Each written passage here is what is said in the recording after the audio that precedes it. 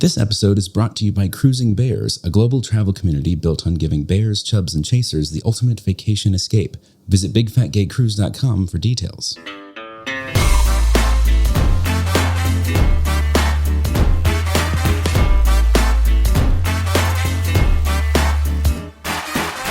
Hello, and welcome to the Big Fat Gay Podcast, where we talk about things that are weighing on our minds.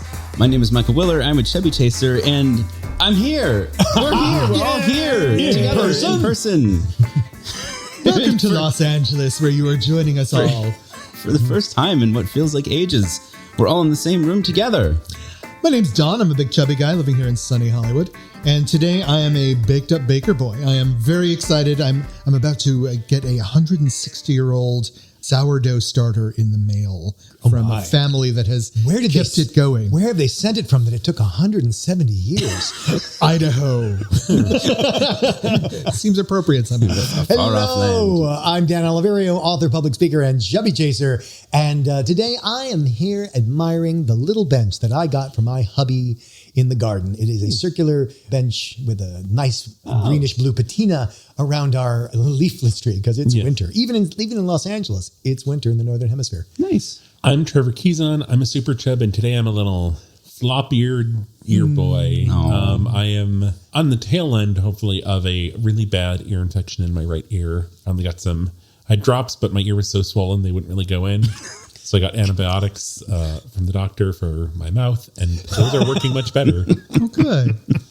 It's all the holes are connected. All the holes. This is always something. Welcome back, everybody. Before we dive in, we want to dive in. I will never live it down. I will never forgive David for that. They just called me out for saying dive in every time I transition from one subject to another. I think you just and now I can't I can't not do it. We want to thank our patrons on Patreon who support the podcast and help get our editor paid, even though they remind me constantly that I repeat myself when I say dive in every single time I'm doing transition. See, but now the audience isn't going to be able to unhear it.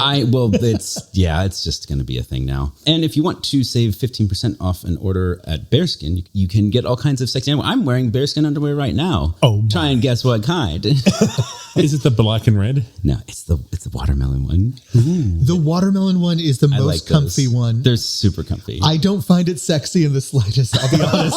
I don't need it to I don't think my butt looking like a melon is really going to improve my sex life, but it is so comfy. Well, you have a hell of a butt anyway. I'm not sure much could improve it. Speaking of which, I was saying you should have said caked up baker boy. Oh, good point. Anyway, do you want to take your intro again? I do. We'll go back. You can use the promo code BigFatGayPod at Bearskin to save 15% off your order. It gives us a little kickback, supports the show. You can also use the link on our website to go to Big Fig to get a new mattress if you want. Mattresses are expensive, so you don't buy them very often. And when you do, you're like, okay, well, this is it for life. And we can vouch for Big Fig mattresses. They're fantastic. We also want to announce that we have a phenomenal new partner. We'd like to welcome our newest partner, Cruising Bears. They're getting ready for their Mega Rock Star cruise to Bermuda, departing New York on April 11th this year. You can find details at bigfatgaycruise.com. We'll also have a link directly to them from our resources page. Yeah, this is fantastic. Am I the only one of us that's never been on a cruise? That may be. Oh, have you never done a cruise? No, never. I've been on a whale watching boat trip, but that's it. So you've been on the whole water. Other kind of whale watching. You landlubber. This time they'll be watching me. That's hilarious. No, cruises are awesome. Yeah, if people don't know, they also organize the bigger city sponsored cruises. Like Bigger Cruise this year, I think is going to Alaska in June, end of June. They've done at least one or two of those already. Yeah. So it's the same company, but they also do they put together their own cruises and stuff. And they're a full service travel company. Full service. So we're really, really honored because they are fully sponsoring this episode, which is really exciting. So thank you to Cruising Bears. We also have, we have our newsletter coming out whenever Dan feels like it. That's right. Just recaps of things, but also if we have like anything to vote in, little polls, updates, articles, links to articles that you may have missed. Easy access to all of those things. You can sign up just by going to our website, bigfatgaypod.com. You can also hang out on our Discord with us. It's free. These are all just like free community things, like no obligations whatsoever. The Discord, we are going to be picking a rom-com to watch for a movie night, to like stream the movie together on Discord. You can just literally, if you have a Discord account, you can join, hang out with everybody. We're going to watch a movie in advance of Valentine's Day. Do we know the movie yet? We have not picked the movie yet, but we're going to do a poll, I think, to try and figure out who wants to watch. Yeah, I was thinking maybe there's 2 separate movies called Fat Girls. There's PH Fat Girls, the Monique movie, and then there's another indie movie called Fat Girls. Okay, so we're going to have to include some degree of description, distinction in those, so people don't get them confused. Well, one has I'll put links to the trailers and stuff. What was I thinking?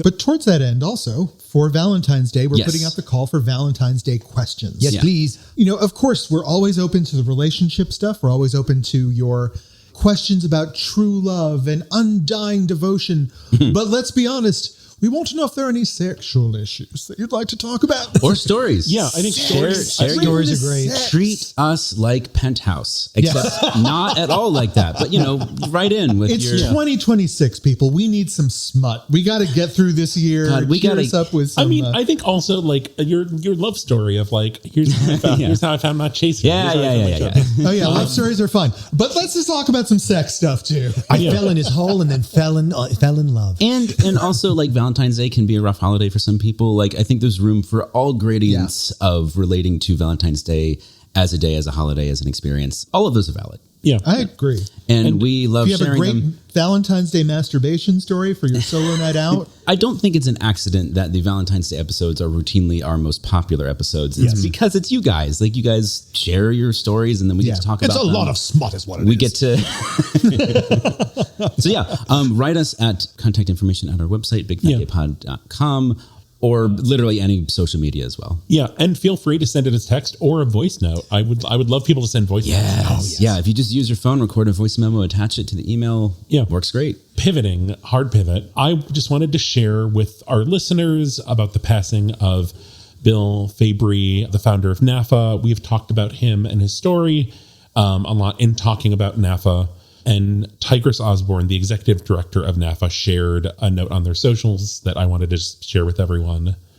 Hey, y'all. I'm Tigris Osborne, the executive director of NAAFA, the National Association to Advance Fat Acceptance. And I am coming to you today with the unfortunate news of the passing of NAAFA's founder, Bill Fabrey.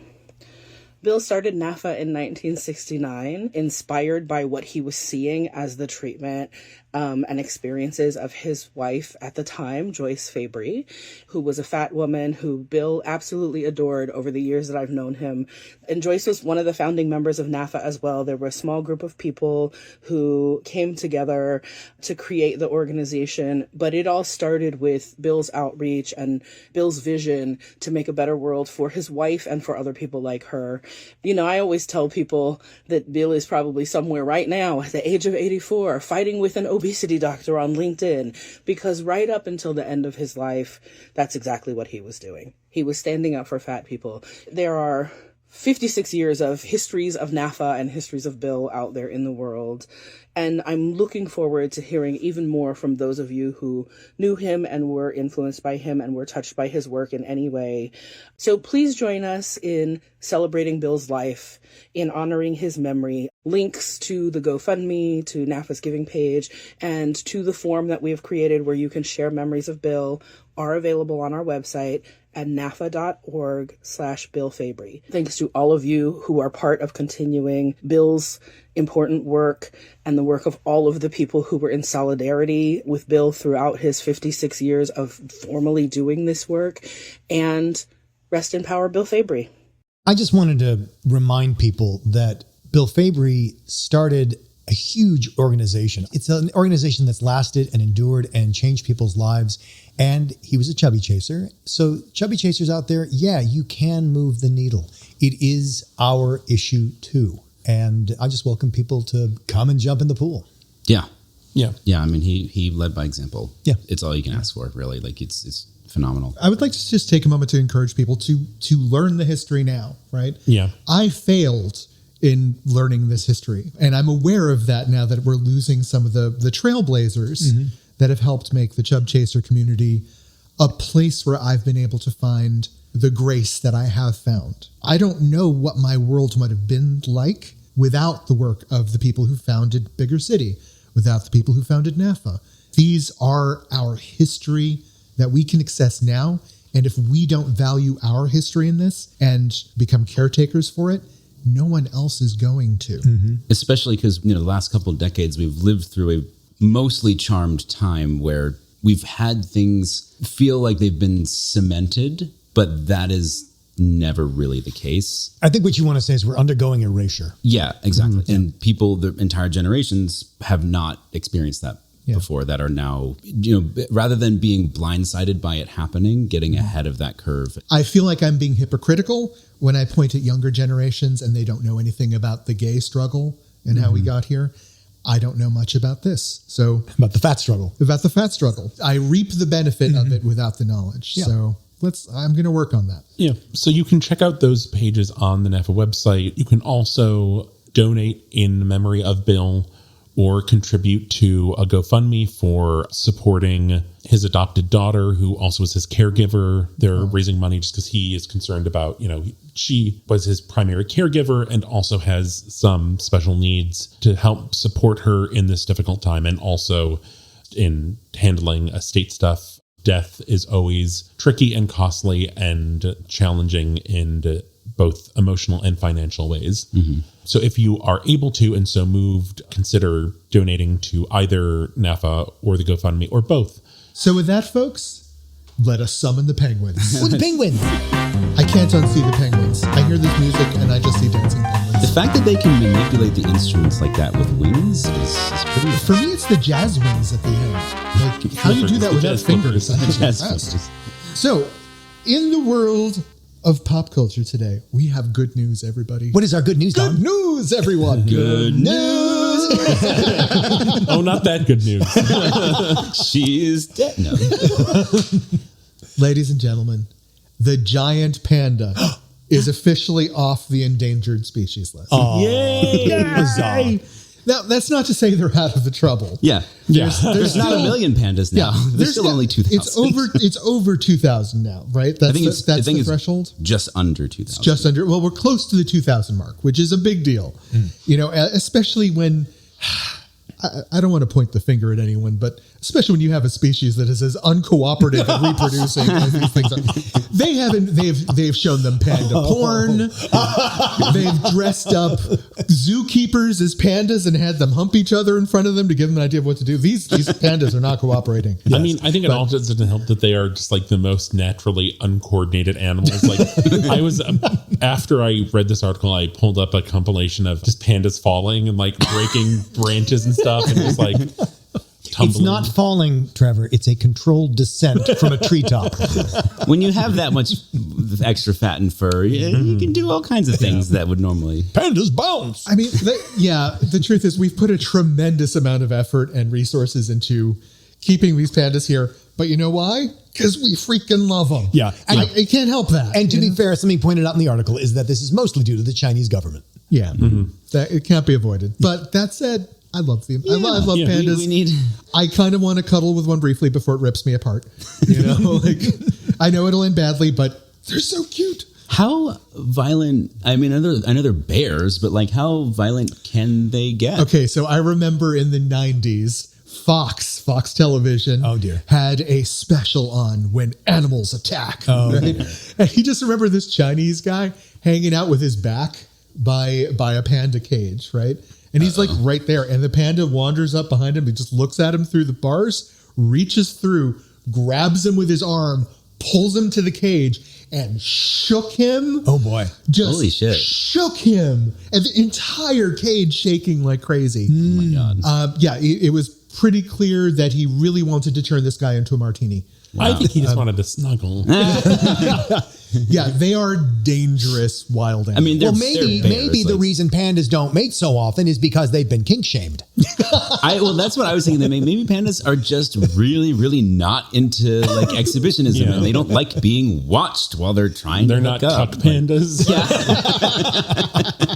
I feel like I shared this during one of our live episodes at some point. So in high school, I tried to start a club to save the pandas. Oh, yeah, I remember that. And I went around, I had a panda hat, and I had to get a certain number of signatures, and I got it, and I went and presented my case to the club council or whatever. But it was ultimately denied because it was too close. It was too similar to the club for non-cute animals. Yeah, for all animals. I think it was the Washington Zoo had just set up the live stream of their panda enclosure. Yeah. So part of that was we'd be able to watch the pandas and raise money and stuff and all that. I used to do, when I was a kid, I would go stay with my cousin and his family that lived in Maryland, just outside of Washington, D.C. And one of the things we would do every summer is we would go to the Washington Zoo and sleep over in the zoo. They had this whole and it was part of that awareness push. I think they had the panda exhibit, but they also had a bunch of others. And so I had really fond memories of, it's the sort of camping that I can get into because it's in a controlled environment and not the actual wilderness. And it was really, really cool because you guys would wander around the zoo at dark after hours, and nobody was there except for 10 other people. And I just remember what's the organization? World Wildlife Foundation. It's obviously WWF. It's WWF. WWF, yeah. But the panda's their logo. Yeah. And I just have that association with all of those memories. It's really good isn't memories. WWF also? Yes. And there was a big lawsuit about that. I think they got panda with a folding and the pandas chair. lost. The pandas lost that lawsuit. I actually produced a couple video games for the WWF, and it really was very confusing to some of the people in my social circle. Well, but which one? The wrestling one or the panda one? The panda one. Oh, okay. Yeah. There's a video game based on the pandas? No, it was a veterinary video game for kids. And the panda inseminator. The WWF. Yeah. The wrestling one, not the panda one. Yes. Well, I mean, they don't treat wrestlers with doctors. It's all veterinarians there. They're animals. Well, congratulations to the giant panda for now just being vulnerable. Yeah, they're off the endangered list and they're on the vulnerable list. Yeah, I mean, it's a big celebration because you want to celebrate your victories, but also we're not really out of the woods yet. So to speak. It's not out of the bamboo forest yet. However, there is an eagle that can lead us from these woods. Fat Watch 2026. That eagle went straight through my brain. It was just The panda just jumps up and grabs the eagle and just starts shaking. So a publication out of, guess what, the UK. It's called The Paper. And the title is, "Hey Boomers, Stop Commenting on My 4-Year-Old Daughter's Weight." It's a very interesting article. It comes out of a series on parenting. Mm-hmm. It's written by James Dixon, talking about, he gives the villain in the story a pseudonym, Auntie Vera. And Auntie Vera, under the cover of day, she's the generous and mild-mannered aunt. But in close proximity to his daughter, she tends to make comments about the daughter's body and about the husband's body, the father's body, and it's all everyone's body, her own body, and it's all very it is her self-deprecating. job to monitor people's bodies. And he talks about it as she comes from an age and an era when it's okay and in fact laudable to comment on people's bodies. You naturally would compliment weight loss, and you would naturally give a check to people who are getting a bit tubby. From her perspective, why wouldn't you? There's only a compliment. It is either complimentary or helpful, right? Either way. And so trying to break her of this habit. And also speaking in very quote unquote objective truths about how terrible it is that he's gained a couple stone. It's just factual. Yeah. And no innuendo to it. Just truly just how terrible it is that she's put on a couple, Yeah. And complimenting oh, you're not one of those chubby children, which is so unfortunate. Yeah. Or glad to see you're holding the line. And just these comments that are just ooh, you're talking to a 4-year-old girl? That is just setting her up for disaster. Yeah. Anyway, so the father is coming to his daughter's aid. I really like this in some ways. Yes, good. On the other hand, because he is a fitness enthusiast, he's very focused, which is great, on what the body can do rather than how the body looks. Mm-hmm. My daughter can do this, my daughter can do that. And he's sort of proud of the fact that it's well beyond the milestones for her age in terms of physical development and things like she's able to walk a mile, she's able to swim, she's able to ride her bike without training wheels, which is, again, great.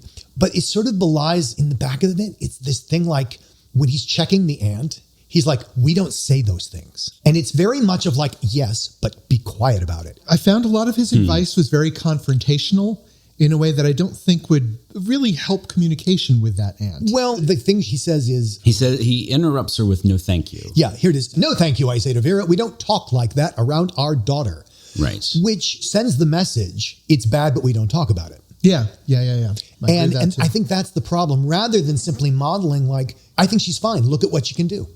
Rather than shifting the conversation, it becomes something we don't talk about, and it becomes reinforcing the taboo. And that's what kind of like. Well, I think also a stereotype we have of British too, not talking about things like everything goes under the carpet. Right.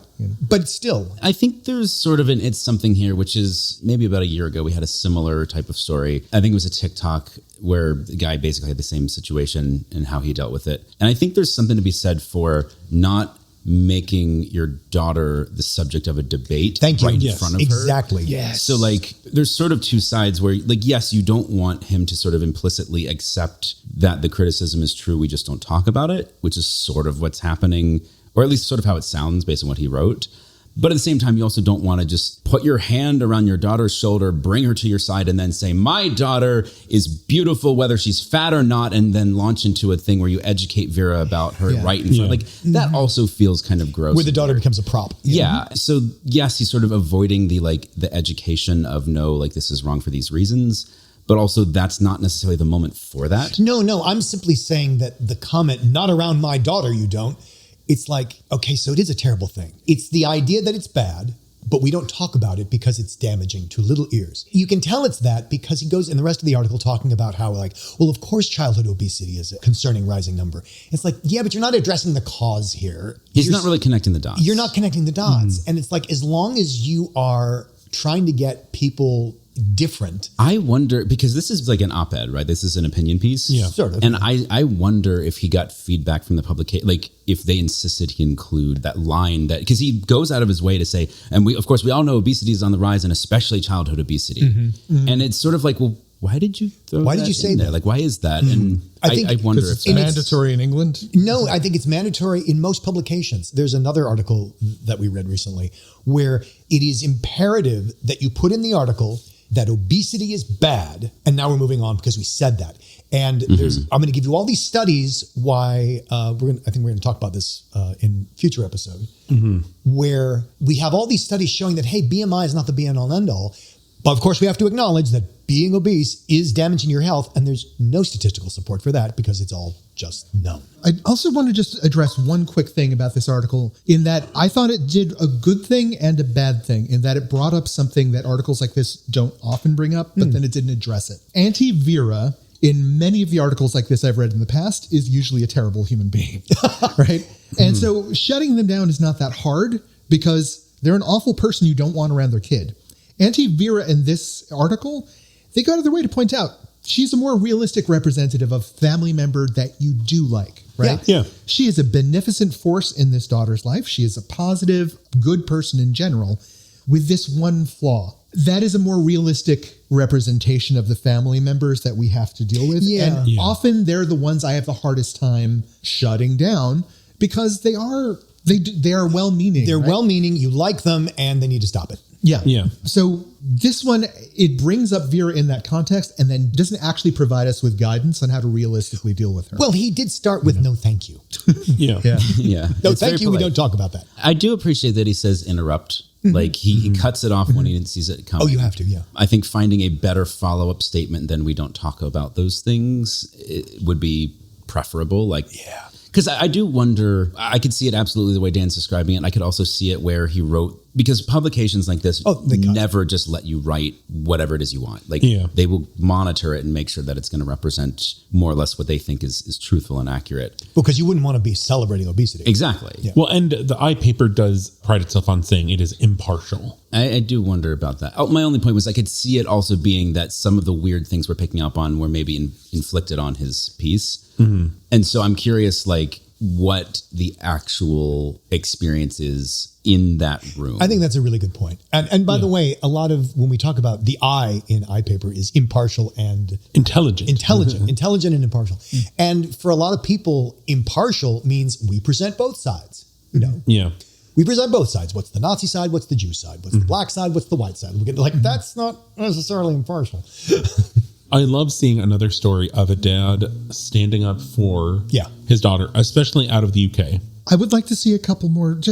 Obviously, this is a good thing, and this is not me speaking against this. I would like a few more stories about people standing up for their son's body images in the face. Oh of this God! stuff, Because you're not allowed. Oh, that's a whole other Donnybrook. I know. And we're gonna get to that. We're gonna get to that in the next episode today. Yeah. Anyway, so I think it falls solidly under it's something. Yeah. So Trevor, what do we got for our main topic today? So there's a lot going on in the world. Our fascist government is attacking our I have a citizens. rim shot sound effect in here somewhere. And we have a lot of feelings. We want to try to, at some point, kind of share more constructive resources about how you can stand up for your neighbors in your town. Specifically right now, there's a lot going on in Minneapolis where just the government is disappearing people, shooting citizens, killing them. It's a lot to take in. And I think there has been a lot this year where we have shifted from big sad to big mad. Oh, that's good. That's good. And it's a very different kind of thing to manage. And I think there is power in anger, especially with like being able to mobilize and take action and do something with it. But I think there's also a level of it where it is paralyzing and overwhelming in a different way. And you need to kind of like, how can I manage this? How do I take care of myself when I'm angry? Yeah. What do I do with this so I can actually function? Like I said, anger can drive action, but I think you also need to be able to like hone in and, not be in that blind rage.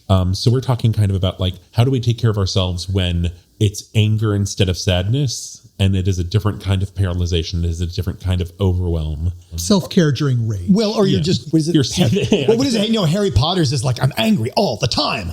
Flames on the side of your face. And again, not that you shouldn't be angry, but you can't live in that all the time. It's the sustainable constant, state. yeah. Yeah. Because there's no reprieve from what's triggering the emotional response, Which is deliberate. They're trying to. That's intentional. It's exhausting. And a friend of the podcast actually sent me an incredible video, a series on YouTube that a guy's been making called the Alt-Right Playbook. And it was talking about Rubicons and kind of marking the point of no return and like writing it down for yourself so that you understand when we cross this threshold, I have no excuse for being apathetic anymore. Mm-hmm. And I think the apathy comes from exhaustion. It comes from living in that emotional state of constant upset, whether it's anger or depression, outrage, like all of those things are exhausting. And eventually you get apathetic and cynical and you just sort of say, well, this is just the world now. And then it prevents you from taking care of yourself. And it also prevents you from doing anything constructive. Yeah, the line you would not cross has moved. Yeah. You just keep moving. While a lot of the stuff that we're talking about today is being born from current events and very specific actions by our own government that we will be discussing at a later point, today what we're really going to be focusing on is functioning while in the anger state. Yes. Yeah. Right. That's a good way to put it. However, I do want to put out the call at some later point. We have been discussing, as Trevor mentioned earlier, methodologies to fight back, how the fat body, those of us who wield one, can still participate in mass protests in whatever shape we want that to be. So for that future episode, if any of you have thoughts or suggestions on ways that you can participate, I would strongly suggest that you send in emails to us so that we can share your thoughts and ideas that you shared on the Discord. We would love to be able to try and help our community produce ideas where all of us can act. Right? Especially if you're in one of these cities that has been targeted. Yeah. Or if you do any work with organizations, kind of either legal stuff, activism stuff. I mean, I know someone who at some point was at least a listener. I don't know if they still are current, kind of was sharing in Minneapolis, a food bank they do work for that is really working during this time to feed families who are afraid to go out. And, either they're afraid to go to work, they're afraid to go to the store just because it's not safe. Yeah. Another immediate suggestion that I've been working with are these bridge drop organizations across the country that erect signs from overpasses during the week, during weekends. The nature of that protesting is you can bring a stool, you can sit on the overpass and wave at people as they go by. People share food, chat, party, have dances on there. it's not demanding. It's not a march. So anyone can participate. And and I think what you're touching on there, Don, is that the way out of anger is action. That's what anger is designed for. Yeah. And that action doesn't have to be going up and hitting somebody. Nope. That action can be, as you say, standing on a bridge with a sign. And towards that end as well, when you hit the point of anger, it is my belief that if you don't take action, then you start, all attacking that energy yourself. Starts turning inwards. I think so. Yes. And starts doing internal damage. So once you are at the angry point, you have to do something for your own safety and sanity and health. One thing I've experienced recently that I think is worth sharing in this context is, I think particularly for men, there is an inability to access other emotions. And so when you experience hurt, it feels like anger. That's It's the only emotion you're allowed to have. That's a really good point. It's very true. Yeah. It's very So true. if you have an exhaustion around anger, maybe also give yourself space to feel it in other ways that aren't necessarily, the default immediate. Like, I think the sort of typical man thing is like, oh, you experience hurt, but that immediately is transmogrified into anger because you're mad that you got hurt. Yes. And you skip over the actual issue and it turns into anger. And usually that anger is directed at whoever's closest to you, which is really destructive. It's interesting because I almost have the opposite, because growing up, my mom had an insanely explosive temper. Yeah. And it was kind of unpredictable. So I have issues with feeling anger because I feel like you don't want to be where your mother. I don't feel like it's safe. I don't want to do that. But also, like, I feel like because I never really saw anger processed in a healthy way, I just like don't know what to do. And I either try to bottle it up, or I'm just in a state where I'm like, I just need to let this out, but I also don't know how to let it out. Yeah. I want to speak to what you're talking about right now, Trevor, because that's a huge thing. Dan, I'm curious if you have a different perspective on this. My theory is that especially with gay men, right, we try to push down that aggression in order to get along. And so I know the way I react to it is I can be incredibly forgiving when I see a slight against myself. Oh, yeah. But God fucking help you if you come after someone that I love. Yeah. All propriety, all sense of level of appropriate response can go out the level for me because you just fucked with someone I love and I will come for you, right? I feel like a lot of us may have different versions of that. I don't think it's a gay thing. I think it's a personality type. And a lot of people have it, gay or straight. I agree with you, but I think a lot of gay men have this sort of good boy syndrome. There's a lot of good boy syndrome where we out there. try to put our rage away. And then when it comes out, we're not always well equipped to hold our rage and we can spill it. Well, That's what I'm saying I do, I think. Yeah. I think there's a big thing with you are in a marginalized identity. If you're angry, someone else you're interacting with is probably angry too. And then it just becomes this thing of like dismissive of anger because it's like, oh, you're just an angry fat person, or like, oh, it's just here's the typical angry black lady, like this thing where it is, you are in a marginalized body of some kind and therefore your anger is dismissed. So I have 2 tips. Because I don't think the goal here is to get rid of anger. No. I think the goal here is to process the reaction so that you can then move forward and not be paralyzed in it. So my first tip was something that was suggested to me by a friend, one of my best friends and also a friend of the podcast, long time ago, which is if you have access to a pool, just sink under the water and scream at the top of your lungs.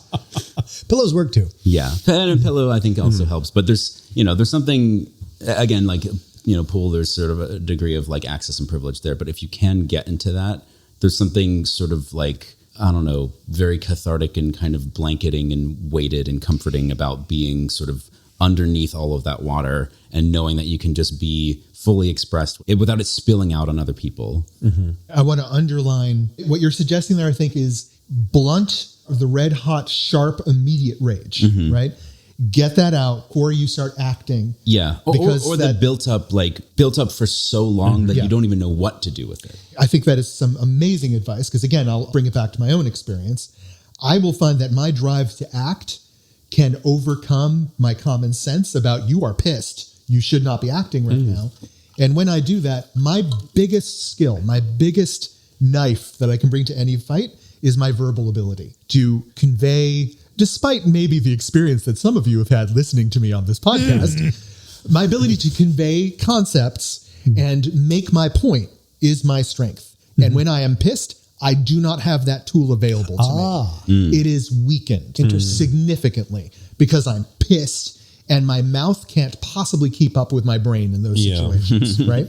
So by engaging in Michael's advice, it's the best route to me to get back my most fundamental tools in this situation. I like that take, Don, because very often what you're describing is blind rage. Yes. Oh, yeah.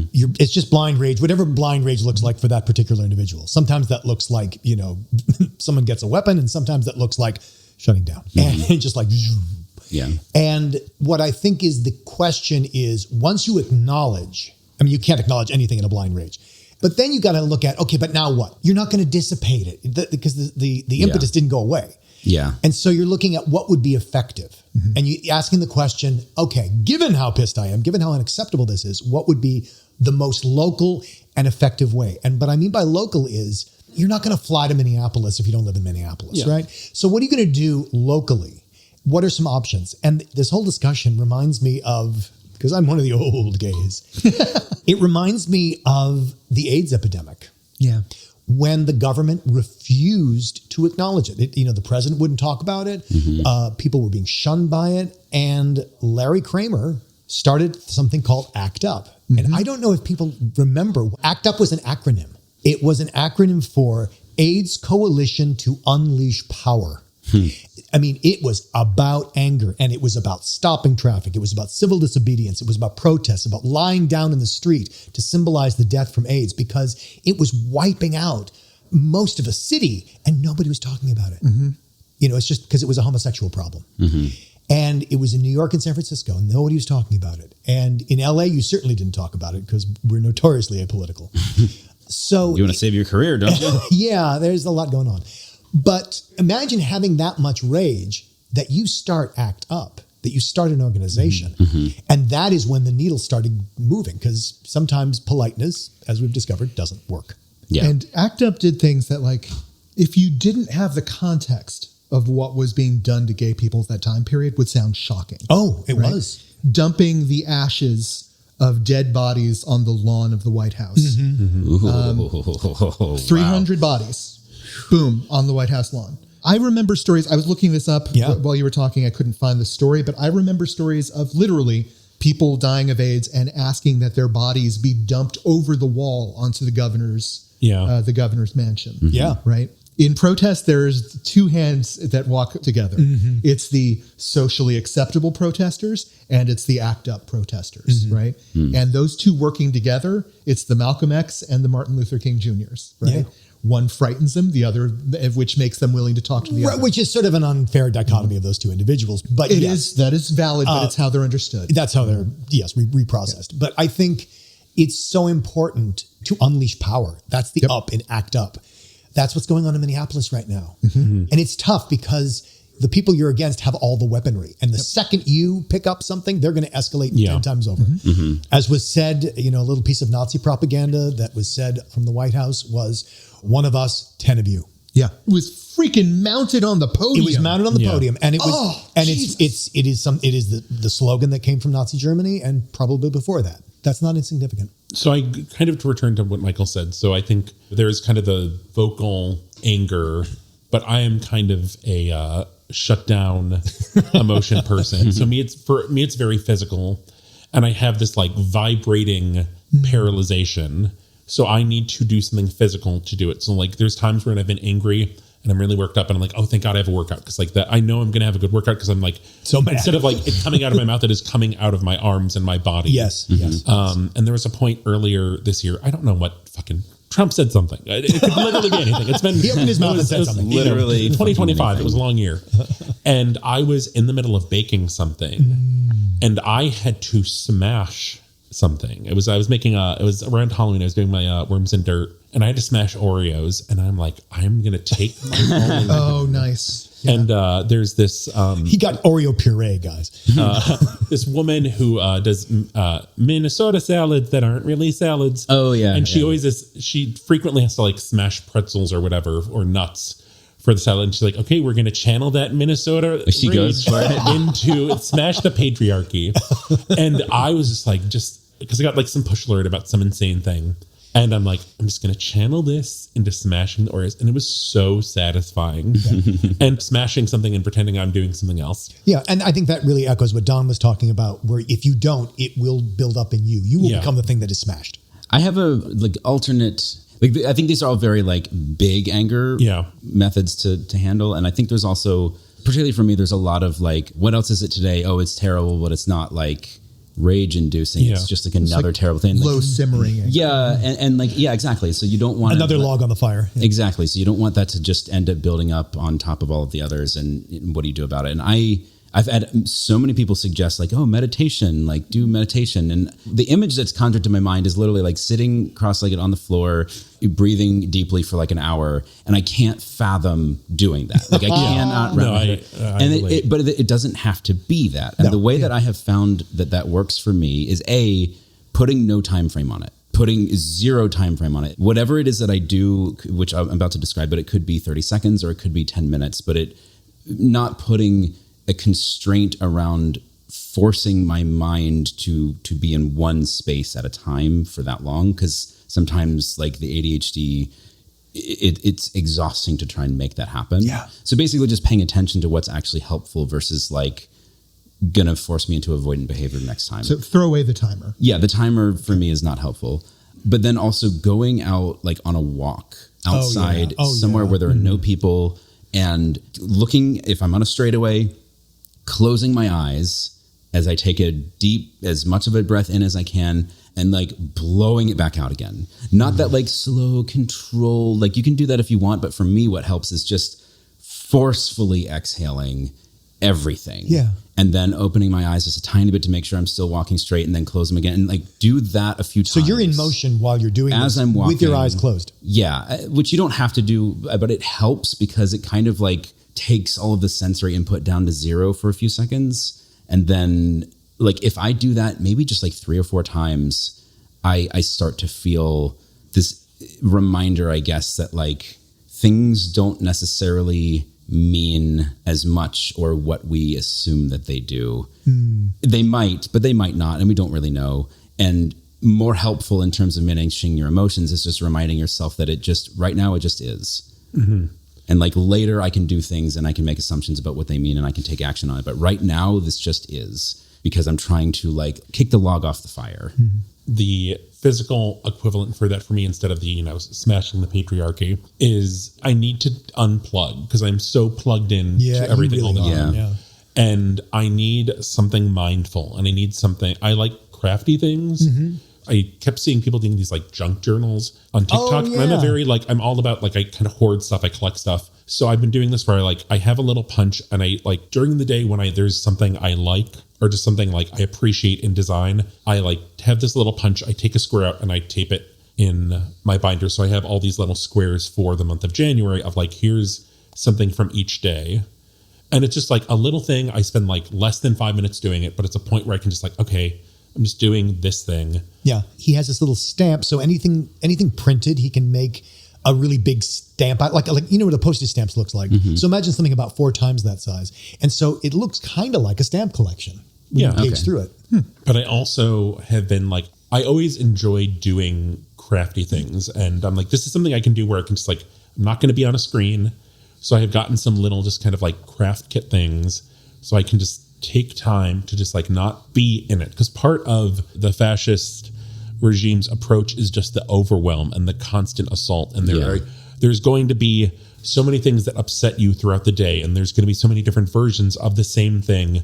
And the contradiction and the change and the hypocrisy. Yeah. And just to be able to step away from that. Because I know a lot of people that aren't angry because they're just not aware. They're not plugged in. They're not seeing all the different versions of documentation of it. Mm-hmm. And I think it's good to be informed, but also just to not let it overwhelm you. Just to not be drowning in it. Overexposure to stuff to the point that it's going to paralyze you is just unhelpful.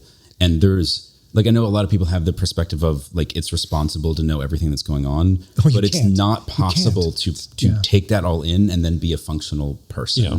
So you've got to try and manage how much you're taking in and like internalizing versus like having methods to then process it away, or at least your emotional reaction to it. But then B, also, how much of that information can you actually act on? Yeah. You just become this anger sinkhole. Yeah. So I'm going to give a little bit of advice on how to deal with the low simmer anger that Michael was talking about earlier. I started doing this more during depression periods than rage periods, but I think it's been helpful for me during the anger time too. I try to lean back into activities that feel more like they belong to who I am at my core, right? Mm-hmm. So I've always seen myself as being a very sort of extroverted person. I like to be involved with the people around me. When I get depressed, I contract. I stop reaching out. So during this rage period, I started reaching out to people to ostensibly see how they were doing, to check in with them. But it was really more about me. I think I was trying to reopen those channels to reconnect with people. And then talking about what they were going through, that helped me reconnecting with people in my life right now. Yeah. And talking through honestly, like, this is where my head is, and not being performative about being big, strong guy, strong in LA. I'm going to be okay. No, like, I'm having tough times right now. Yeah. And by being open with that about other people, it helped me confront some of the issues that the rage was coming from, feeling of impotence in the face of all of this, and realizing my feelings are not unique to myself. There are other people grappling with this, and talking about it with people in the first person. Yeah. I am feeling this. How are you feeling? Mm-hmm. What are we doing? Mm-hmm. Right. And I'll be honest, the first time I texted someone and I didn't even realize what I was texting in the moment, it was supposed to be kind of funny, of just like, yeah, I'm just letting everyone know, I love you dearly. You live rent free in my head because I love you. And if I disappear tomorrow because ICE takes me off the streets, I just wanted you to know that. And I paused when I realized, like, that's not actually a joke. Mm-hmm. Mm-hmm. You didn't know you thought that. People were disappeared 1 block from my apartment a couple weeks ago. Yeah. They're doing it in the fashion district yesterday. Yeah. Right? This is not a joke anymore. Yeah. But telling people I love before that happens helped me refocus a little bit and make things a little bit more clear what I'm dealing with and get me back down on the ground. How did it ground you? Because when they responded, the response I got back from one of my friends, the first one that I sent this to, was not the jokey thing that I was sort of thinking I was sending it with. His response was like, I love you too. I love you. And my wife and my kid and I are going out and we are fighting fucking ICE because we don't want that to happen to you. Yeah. I got that text message from somebody. Yeah. That meant something to me in a way I wasn't expecting and I didn't know I needed to hear. Yeah.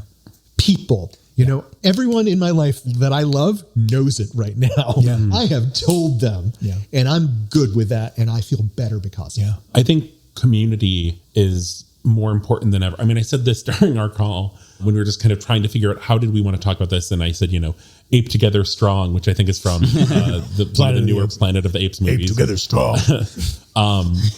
But like Don, kind of reconnected with a lot of people who I hadn't talked to in a while recently. And we're just like having these really beautiful moments of like connecting over just the overwhelm of all these different emotions.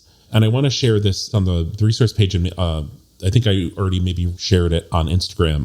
Comic artist Cinna Grace did a little comic about, he lives in LA and he saw on social media that they were raiding his neighborhood. I don't know if it's the fashion district or Little Tokyo, but he saw his building's gardeners outside and he's like, I want to warn them, but I don't, is that weird? So he called a friend and his friend's like, no, you definitely should tell them. And then also offer up your place if ICE shows up, get their information so that if they do get picked up, you can help track them in the system. So he went to the gardeners, he told them, he went to the man in his neighborhood who sells fruit at a stand, did the same thing, and then sat on, his neighbor has a bench outside, and he sat there and did his work outside so he could just like still work, but then also like be kind of eyes on the ground to be able to move into action if something did happen. And there's other cartoonists and artists in other city doing these ICE Out, Cartoonists Against ICE, 4-panel comics, 3 to 4 page Instagram, and using a specific shade of blue and certain hashtags. So check it out. The hashtag is ICE Out and then whatever city name, Ice Out Minneapolis, Ice Out Comics. So it's just a way to, if you're an artist and you want to do this, or just to share this in your feed, share this with the people around you, it's just an interesting way to show people how they can get involved and show people processing this uncertainty of what do we do when our government is turning against us. My last thing is I work for a LGBTQIA plus organization, and it's meant to be like a community space, like creating a safe space for people who either belong in that community or are allied to that community. You're supposed to be able to have a safe space together and create social change that way.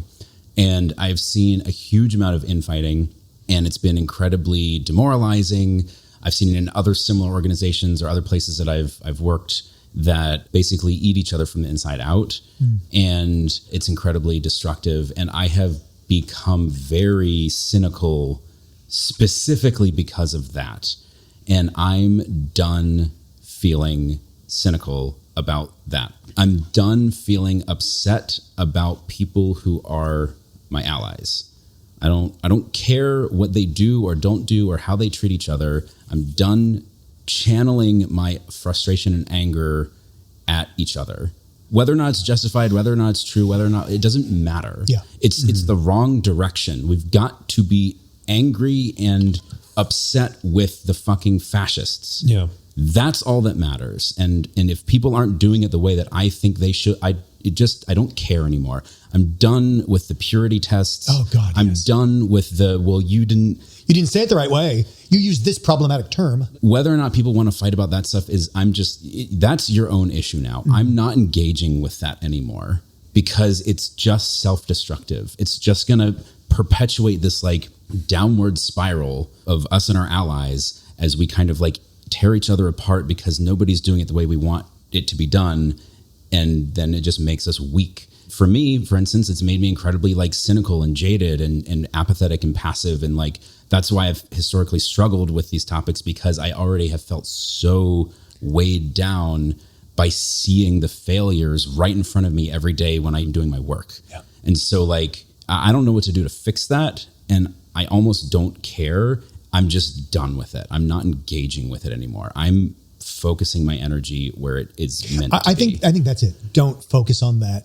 Stay on mission. Yeah. Mm-hmm. I want to underline what Michael just said as being the turning point. When everybody on our side can say the same thing, where we stop henpecking each other over the details and we all start working together the way you just outlined it, that's when shit turns around. Yeah.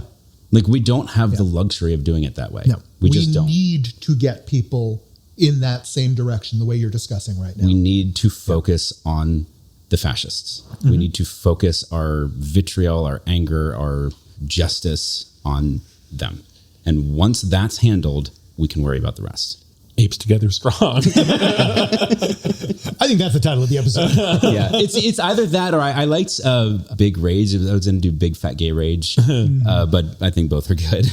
Do we have a tip for the day? I mean, my tip would be to reiterate sending us either Valentine's Day stuff, questions, tips, tricks, stories. If you are doing work on the ground, work online, fighting against fascism, helping the people of Minneapolis. Or if you want to combine the two, Oh boy. figure out a way to fuck a MAGA person who's closeted and then tell us about it. Oh, and tell boy. us how somebody told me a story about that. It was wild. Oh, boy. It was a lot. You leave Lindsey Graham out of this. It'd be kind of fun to hear, actually. All right. So for the bit today, since we're dealing with anger, let's say you're angry. And now let's say you're a wizard. Okay. What do you do? You curse a bitch. Yeah, of course. You're an angry wizard, Harry. Today we're talking about the most epic thing to do when you're really, really pissed at someone. Lay a curse on them. Oh, my. Their entire life. Hell, their entire family tree. Let's take a look at some of the famous examples of the supposed curses of the modern age. Sorry, real quick. They banned witches from Etsy. There is a literal witch hut on Etsy. What? That kind of, because on Jezebel, this woman wrote an article about cursing different people with Etsy witches, and one of them was Charlie Kirk. Oh my God. And he died. I was like, the article came out the week he was killed. I'm sorry, so why are they banned? They sound incredibly effective. They're doing the work. But there is a literal witch hunt on Etsy right now. Can I get that email for that witch? Holy shit. The Hope Diamond is probably the most famous gemstone in the world. A massive 45.5 carat diamond, as famous for its beauty as it is for the number of dead owners it's left in its wake. Oh my.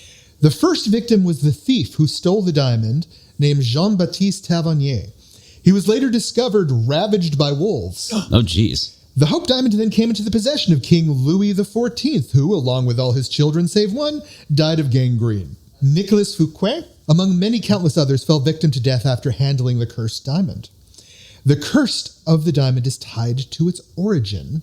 Why is the Hope Diamond supposedly cursed? 1. It was stolen from the eye of a Hindu statue in India. 2. It was stolen from a murdered king of Siam, now Thailand. 3. It was presented to the British governor of India by a Dian, or we would call a witch, who said would one day drive the English from India. Or 4. The curse was created by the De Beer family as a marketing campaign. Oh, I hope that's it. I was going to say, I saw the movie with Harrison Ford, and the true story is that Kalima!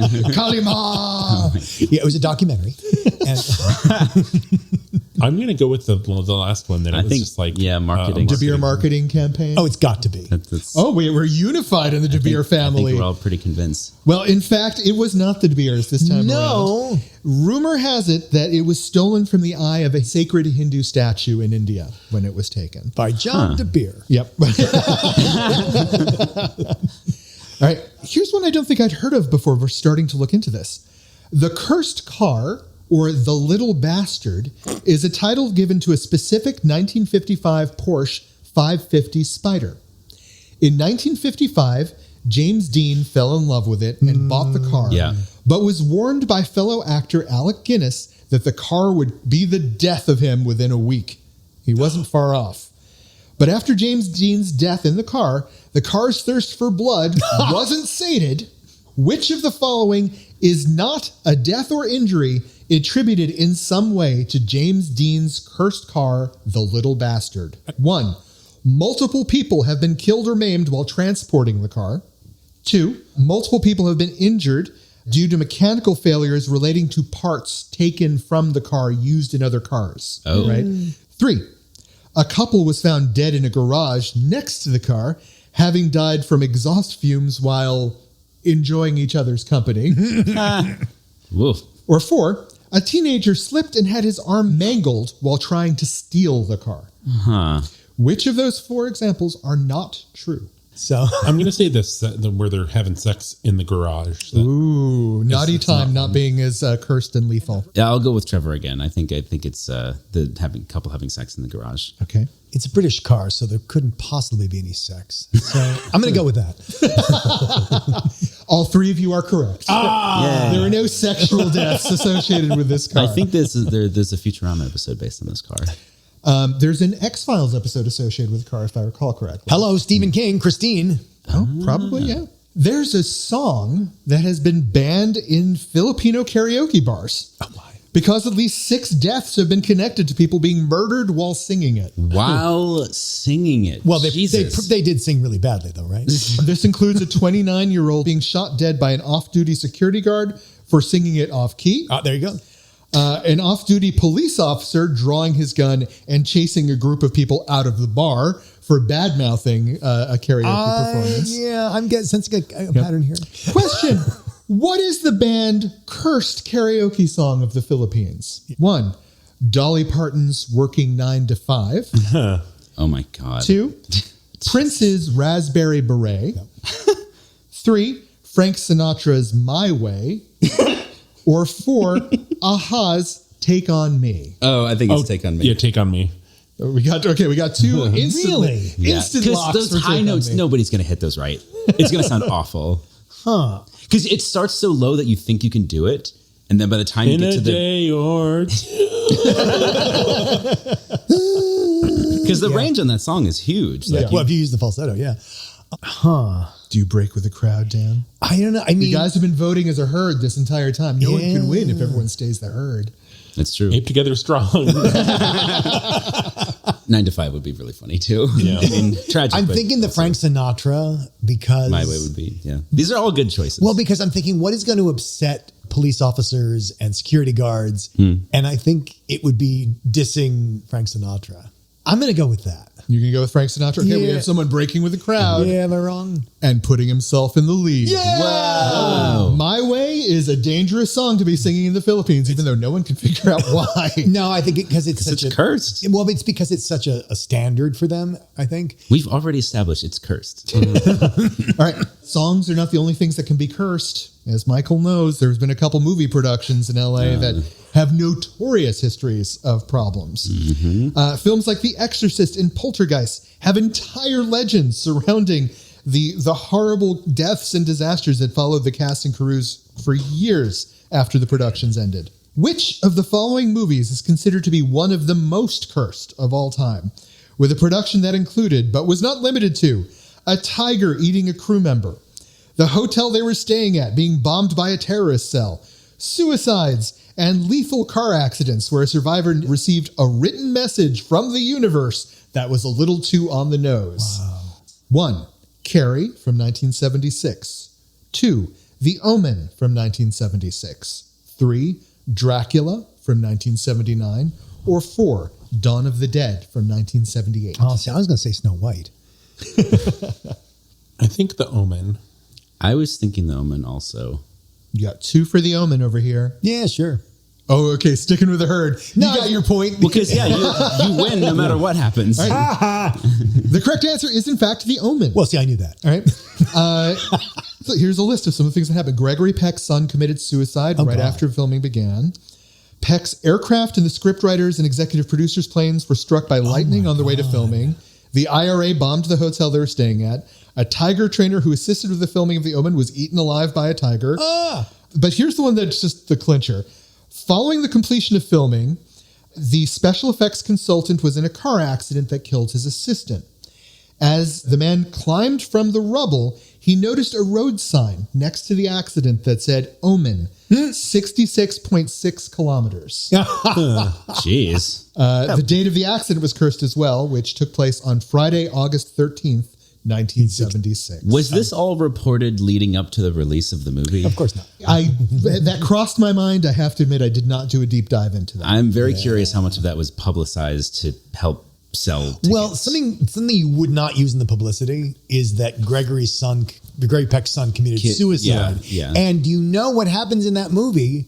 Yeah. Gregory Peck has to kill the child. Yeah. Yeah. So that could be freaky. So, dear listener, do you have some sort of a curse that you have some sort of interest in? Trevor, where can they tell us all about it? Well, we're on Blue Sky and Instagram as @BigFatGayPod. We're on Facebook as the Big Fat Gay Podcast. Leave us 5 stars there, or 5 stars and a review on your preferred podcast platform. Support us on Patreon at patreon.com/BigFatGayPod. See the articles we talked about at www.bigfatgaypod.com, baby. Maybe you're being mindful. We're holding your hands and we're breathing out and we're letting out the rage. But now we have just the perfect level of rage. And we're running and we're running on our fists. We're apes together strong, so watch out, fascists.